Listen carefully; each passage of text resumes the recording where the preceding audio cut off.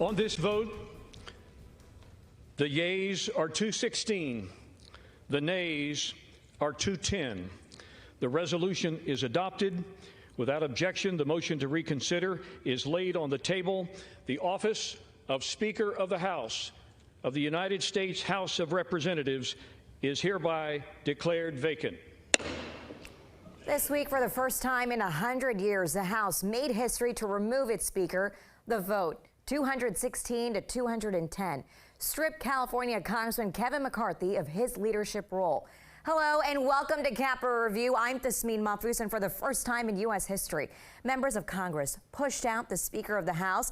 Led by Florida Republican Congressman Matt Gaetz, Kevin McCarthy was removed Tuesday afternoon after 8 House Republicans sided with Democrats on a motion to vacate the Speaker. Joining us now is our eyes and ears on the grounds at the Capitol is Mychael Schnell, the congressional reporter with our media partners at The Hill. Mychael, thank you so much for joining us and welcome back to Capitol Review.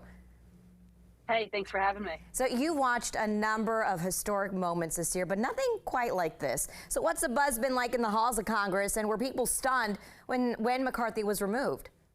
Absolutely stunned. As you mentioned, this was the first time in history that the House had ever voted to boot the Speaker out of their post. And look, this sort of came together very quickly. Congressman Matt Gaetz had been heightening those threats to force a vote on ousting McCarthy for weeks.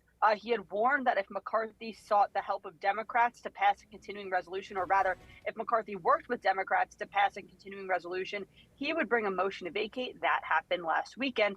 And then Matt Gaetz went on the Sunday show circuit and he said, I'm going to be bringing a motion to vacate this week.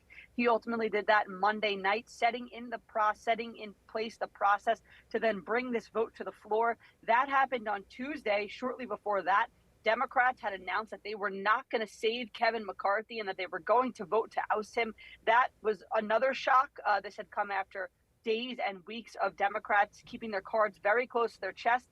And at the end of the day, you saw it right there. The vote had passed. Kevin McCarthy ousted from office, from the speakership. The office of the Speaker is currently vacant right now. There's an election underway to elect a new Speaker. When that'll happen, though, right now remains unclear. Yeah, so let's talk about that. There'll be a number of meetings or a number of candidates who want the role. Who are the top candidates right now? Right now, we have Steve Scalise. He's the majority leader, the current majority leader of the House. Jim Jordan, he is the chairman of the powerful House Judiciary Committee. Those are the two declared candidates at the moment. But Kevin Hern, he's the chairman of the Republican Study Committee, which is a very large group of Republicans in the House Republican Conference. He is also expected to jump in the race. Eventually, he's been making calls and outreach to his members. So that's right now the confines of this race. And look, it's really heating up. This jockeying is really heating up. Both Scalise and Jordan have had discussions with members in the conference, a wide array of different groups within the conference. They've done media interviews talking about how they would serve as Speaker, and endorsements are already starting to roll in, lawmakers throwing their support behind Jordan, behind Scalise. So what are we looking forward to now next week? House Republicans will huddle for a candidate forum on Tuesday with the expectation that they'll vote within the conference on a nominee for Speaker on Wednesday.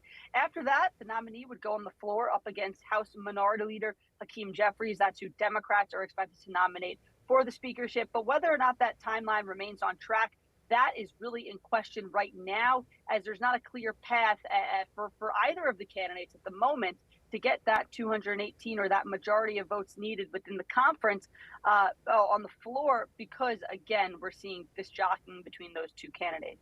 And people are curious, where is Representative Kevin McCarthy now? Has he been around the Capitol, or is he keeping a low profile?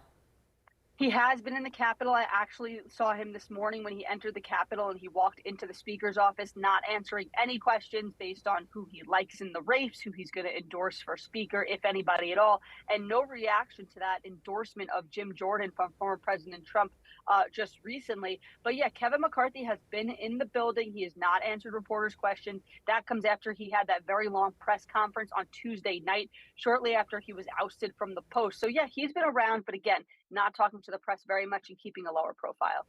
And Mychael, we have less than a minute. How could this play out and affect the American people, especially if it's going to take longer to pick a speaker? Yeah, well, look, the important thing here is that if the House doesn't have a speaker, legislative business cannot take place. So right now, the Speaker pro tem, who's essentially an interim speaker, is Congressman Patrick McHenry. He's a Republican from North Carolina. The only thing is, he actually has really no power as a Speaker pro tem. He can simply just preside over the House chamber and preside over the Speaker's race when that hits the House floor. So what does this mean for the American people? Well, if we remember just from last weekend, Congress averted a shutdown by passing a continuing resolution that would fund the government through November 17th. Congress right now is staring down that next deadline, November 17th, to fund the government to again avert another potential shutdown.